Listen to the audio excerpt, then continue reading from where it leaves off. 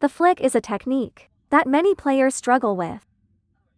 They don't dare to use it. Let's start with the backhand. When can you flick a short backhand ball? First, when you feel the ball's arc is higher. Second, when the serve is pushed forward without wrist motion. Third, when the racket angle is more vertical. Forward serves and upward serves can all be flicked. The flick is an in-the-table attacking stroke. Let's continue with the backhand. The flick uses about 30-40 of a normal backhand stroke. A mini version of it.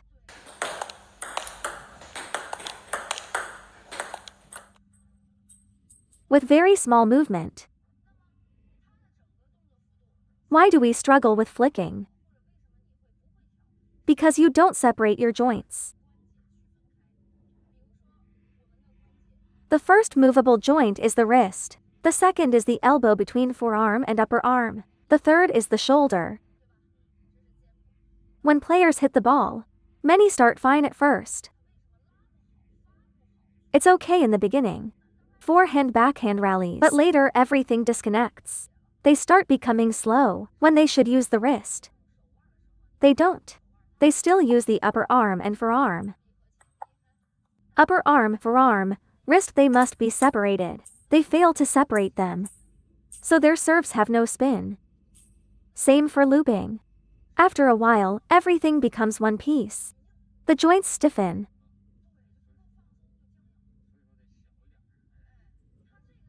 For in the table pushes and flicks, the key is the wrist and fingers. This instant action, the forearm barely moves. But many players at the table use a full backhand drive motion. If they can flick it at all, the motion is still huge. This might work for backspin sometimes. But flicking is mainly for topspin or no-spin balls. Half-long balls. Wrist and forearm. Long balls. Upper arm, wrist, forearm. The farther you stand, the bigger your stroke must be. You need the space to lift the ball.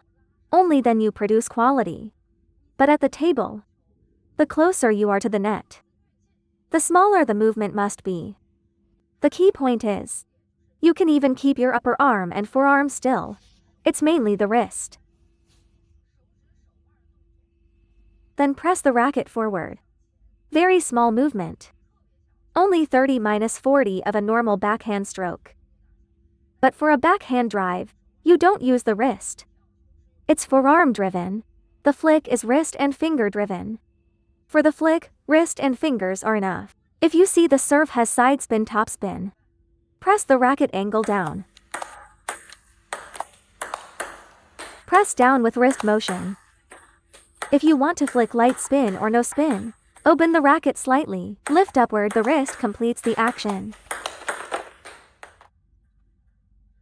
Later in rallies, everything becomes wrist and fingers. If you can't separate them, your level stays low.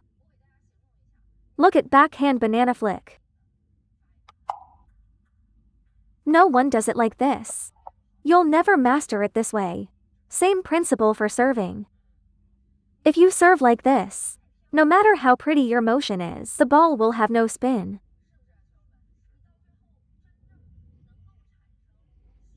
You must generate strong, heavy spin. It relies on the wrist's flexibility and speed. The wrist must stay relaxed. Second, it has to be flexible. Watch when I want to flick. The more relaxed it is, the more explosive it becomes. And the better the ball quality becomes. If you stay stiff, you can't separate the brushing motion. You will only hit the ball. Because once it reaches the racket, you can't generate that brushing sensation. 1. Your speed is slow. Second, the motion becomes a pure hit. You must keep it relaxed. Because for these short table flicks, no matter pen hold or shake hand, look at the wrist. It must stay relaxed. Relax first. Let me show a close-up motion. Just this big, look. But the wrist must be flexible. Let's push a few from this angle.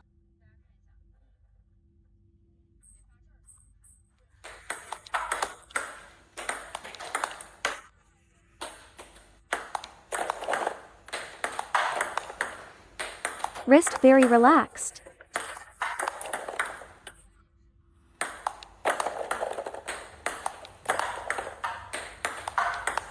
If you don't move your wrist, your flick will be slow, and it will become two side up. This type of ball will fly long, so your wrist needs to adjust freely.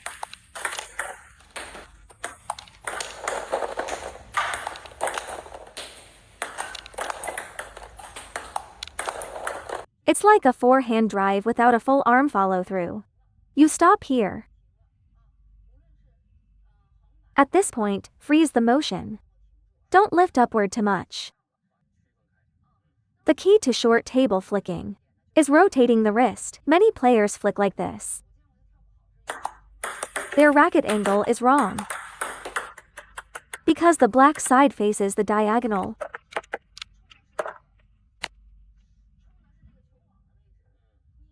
Your racket must face forward toward the table.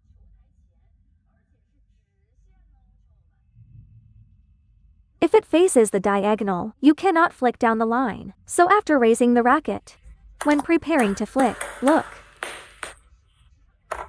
Only like this can you flick both diagonal and down the line.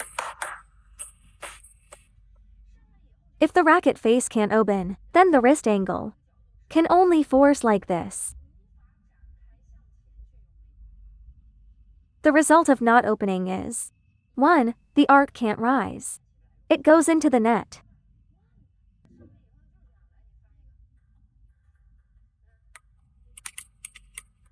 Open the wrist fully.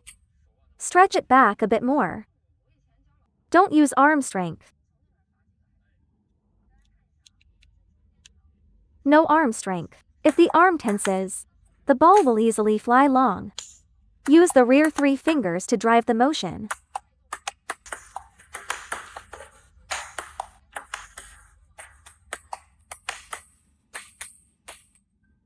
If you don't press with this finger, your flick becomes like this.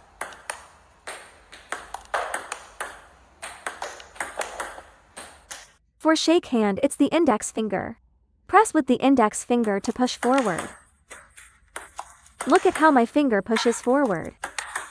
The quality becomes high. Here's a trick. Place your elbow and upper arm on the table. Let them rest on the surface. Then forward. Use your left hand to fix your forearm.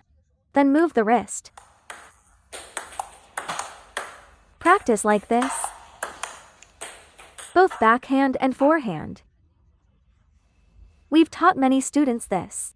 Forehand flick is at least 1/3 harder than backhand flick. Once you understand the forehand flick, you will definitely be able to find the feeling for the backhand. These two must drop first.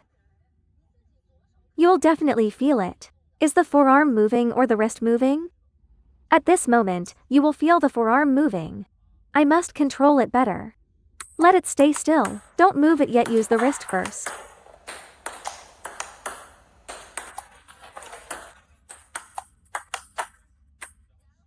Slowly get the feeling right. Then you can lower the forearm. Add a bit of forearm support. Add a bit of forearm power. Yes, control the arc. Add some forearm assistance. Then this stroke becomes solid. Control your forearm. Use only the wrist to flick first. After you get used to the wrist, remove the supporting hand and add some forearm movement. Separate the two movements first. Keep the forearm still at the beginning. Let the wrist move first.